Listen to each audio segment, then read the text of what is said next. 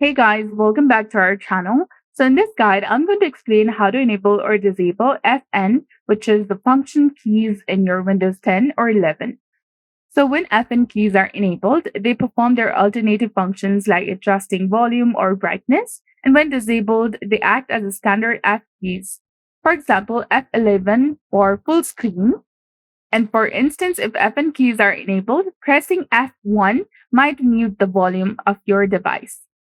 But if it's disabled, it would make an application like full screen or the settings changes the primary function of these keys.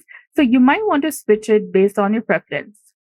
We'll show you two methods to do this. As the first method might not work for everyone, you can use the keyboard shortcut.